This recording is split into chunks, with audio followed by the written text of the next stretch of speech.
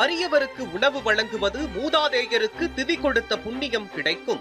மதுரையில் கடந்த 4 வருடங்களாக ரோட்டோரத்தில் உள்ள வறியவர்கள் மற்றும் மனநலம் பாதிக்கப்பட்டவர்கள் என தினமும் 300 பேருக்கு மதிய உணவு வழங்கும் திட்டத்திற்கு நீங்களும் உதவலாமே.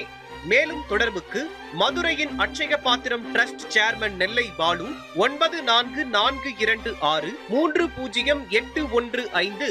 காஞ்சி பெரியவர் மகிமையை சொல்லும் சம்பவங்களோடு மதுரை அனுஷத்தின் அனுகிரகம் நிறுவனர் நெல்லை பாலு அவர்கள் தொகுத்து வழங்கும் ஸ்ரீ மகா பெரியவா மகிமை சிறப்பு தொகுப்பு. ஹரஹர சங்கர ஜெய ஜெய சங்கர காஞ்சி சங்கர காமகோடி சங்கர. எல்லாம் வல்ல நம் ஜெகத்குருவின் திருவருளால் இந்த நாள் இனிய நாளாக அமைய அன்பு பிரார்த்தனைகள். நாம் ஏற்கனவே ஆரம்பத்தில் சொன்ன செய்தியை தான் மறுபடியும் நான் நினைவுபடுத்த விரும்புகிறேன். பெரியவா சின்ன வயதிலே சுவாமிநாதனாக இருந்த பொழுது பள்ளிக்கூடத்திலே படித்த பொழுது ஒரு முறுக்கு பாட்டியிடத்திலே போய் தினந்தோறும் முறுக்கு வாங்குவாளாம். பாட்டியிடத்திலே அடிக்கடி தான் வாங்குவது மட்டுமன்றி தன் நண்பர்களையும் அழைத்து கொண்டு போய் நிறைய கஸ்டமரை அழைத்து போய் நண்பர்களையும் அழைத்து போய் முறுக்கு வாங்குகிற பொழுது ஒரு நாள் பாட்டியிடத்திலே குட்டி சாமிநாதன் குழந்தை தானே பாட்டி, நான் தான் உன்னிடத்திலே நிறைய முறை வந்து முறுக்கு வாங்குகிறேனே, என்னுடைய ஃப்ரெண்ட்ஸ் எல்லாம் இன்ட்ரடியூஸ் பண்ணி இருக்கிறேனே, எனக்கு கொடுக்கிற முறுக்குக்கு மட்டும் காலனா என்பது கொஞ்சம் குறைத்து முறுக்கு கொடுக்க கூடாதா என்று கேட்கிற பொழுது அந்த பாட்டி இடத்திலே முடியாது என்று சொல்கிறார். மறுபடியும் சுவாமிநாதன் கேட்ட உடனே முடியாதுடா என்று சொன்ன கராராக முடியாது என்று சொன்ன உடனே குட்டி சுவாமிநாதன் குழந்தை, அப்படி என்றால் பாட்டி நான் இடத்திலே முறுக்கு வாங்க வர முடியாது என்று சொல்கிறாள். உடனே பாட்டி சொல்கிறார், நீ வர முடியாது என்று சொன்னால் உன்னை நான் என்ன பூர்ணகும்ப கொடுத்து வரவேற்பேனா என்று பாட்டி சொல்கிறாள். கொஞ்ச நாட்கள் கழிகிறது. சுவாமிநாதன் பாட்டியிடத்திலே முறுக்கு வாங்க வரவே இல்லை. பாட்டிக்கு ஒரு சந்தேகம், என்ன என் கோவித்து கொண்டானா சுவாமிநாதன் என்று ஒரு ஆளை அனுப்பி கேட்கிற பொழுதுதான் தெரிகிறது சுவாமிநாதன் காஞ்சி மடத்தினுடைய பீடாதிபதியாக சந்திரசேகரேந்திர சரஸ்வதி சுவாமிகளாக பட்டம் ஏற்றுக்கொண்டு விட்டான் என்று செய்தி சொன்னவுடனே இந்த பாட்டிக்கு ரொம்ப சந்தோஷம். நம்ம சாமிநாதனா, குட்டி குழந்தை சாமிநாதனா காஞ்சி மடத்தினுடைய பீடாதிபதியாக ஆகிவிட்டானா என்று சந்தோஷத்தோடு இருக்கிற பொழுது கொஞ்ச நாள் கழித்து அதே ஊருக்கு குட்டி சுவாமிநாதன் காஞ்சி மடத்தினுடைய பீடாதிபதியாக தாரை தம்பட்டைகள் முழங்க வேத கோஷத்தோடு அங்கே அற்புதமாக அந்த ஊருக்குள்ளே நுழைகிறான், தன்னுடைய சொந்த ஊருக்கு.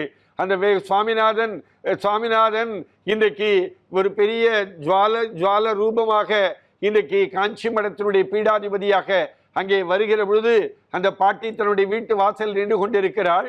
குட்டி சுவாமிநாதன் பெரியவா என்ன செய்கிறார், ஒரு வீடாக தன்னுடைய எல்லாவற்றையும் வாங்கி கொண்டு 2-3 வீடுகளுக்கு முன்பாக, பாட்டி வீடு வருவதற்கு முன்பாக 2-3 வீடுகளுக்கு வருவதற்கு முன்பாகவே அந்த ஸ்கிப் செய்துவிட்டு பாட்டி வீட்டிற்கு வந்து, பாட்டி நான் வரமாட்டேன் என்று சொன்னேன், வந்து விட்டேன் என்று குட்டி சுவாமிநாதனாக இருந்தவர் இன்றைக்கு மடத்தினுடைய பீடாதிபதி சொன்ன அந்த பாட்டி, நான் தரமாட்டேன் என்று சொன்னேன், உன்னை என்ன பூர்ண கும்ப கொடுத்து வரவேற்பேன் என்று நினைத்தாயோ என்று சொன்ன பாட்டி, பூர்ண கும்பத்தோடு நான் தரமாட்டேன் என்று சொன்னேன், இதையோ தந்துவிட்டேன் என்று சந்தோஷத்தோடு சொல்ல பாட்டி கீழே விழுந்து காஞ்சி மடத்தினுடைய பீடாதிபதியை தரிசித்ததை நினைத்து பார்க்கிற பொழுது அந்த குட்டி சுவாமிநாதன் கதை, அந்த குட்டி சுவாமிநாதனாக இருந்து இன்னைக்கு ஒரு மிகப்பெரிய மடத்தினுடைய பீடாதிபதியாக 13 வயதிலே மடத்தினுடைய பீடாதிபதியாக வந்து, குட்டி குழந்தையாக மடத்தினுடைய பீடாதிபதியாக வந்து 87 ஆண்டு காலம் அந்த காஞ்சி மடத்தினுடைய பீடாதிபதியாக இருந்து